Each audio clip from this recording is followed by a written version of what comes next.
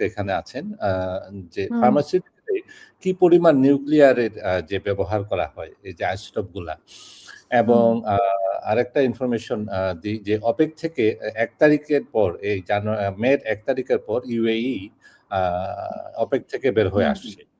হুম। এটা আমি হেডলাইন পড়েছি। থ্যাংক ইউ শান্তনু ঘোষ আপনাকে। হ্যাঁ, আ অনেকগুলো ইনফরমেশন দিচ্ছে। হ্যাঁ, হ্যাঁ। হুম, ভেরি, ভেরি নাইস। হুম, আ তো আমার মনে হয় যে আমি শুধু এটা নয় যে একটা ক্রুড অয়েলে কতটুকু সারা বিশ্বের অর্থনীতিতে এটার প্রভাব ফেলতে পারে তার একটা পিকচার আমি দিতে চাই। যদি আপনি আমাকে একটু জি, স্ক্রিন শেয়ার প্লিজ। দেন না। হুম, স্ক্রিনটা শেয়ার করতে চাচ্ছি।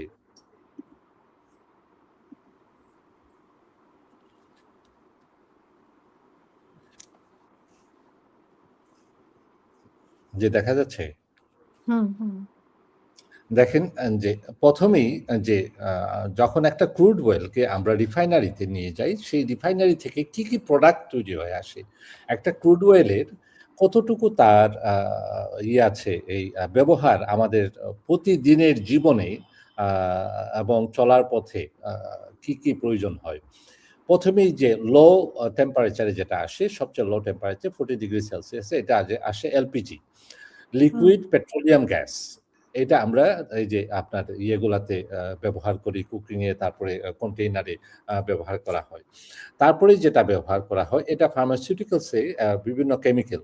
সেই কেমিক্যাল গুলা ব্যবহার করা হয় এই ইয়েতে 100 ডিগ্রি সেলসিয়াসে। এর হুম, পরেরটা যেটা এটা হলো অকটেন এবং পেট্রোল। গাড়িতে এবং আপনারা দেখছেন যে আ সারা বাংলাদেশে চতুর্দিকে পেট্রোল পাম্পের সামনেই বিশাল লাইন শুধু বাংলাদেশে নয়, সারা বিশ্বের বিভিন্ন দেশে। তারপরে যেটা আসে সেটা কেরোসিন এবং ডিজেল। কেরোসিনটা আসে এবং এই যে জেট ফুয়েল। আ হুম, বিশ্বের প্লেন চলছে এই ক্রুড অয়েল থেকে। তারপরে আসছে হুম, ডিজেল। ডিজেল আমাদের যে কৃষি খামারে বলেন, তারপরে হেভি মেশিনারিজ। এই হেভি মেশিনারিজ আমরা ডিজেল পাওয়ার মেশিনারিজ গুলো আমরা ব্যবহার করি। তারপরে যেটা হেভি গ্যাস অয়েল যেটা সমুদ্রে জাহাজে যেগুলা ব্যবহার করা হয় সেই অয়েলটা আসে এবং রেসিডিউ একদম লাস্টে এর পরেরটাও আসে আমরা ব্যবহার করি সমুদ্রে এবং লাস্টে যেটা আসে সেটা হলো অ্যাসফল্ট যেটাকে আমরা বিটুমিন বলি।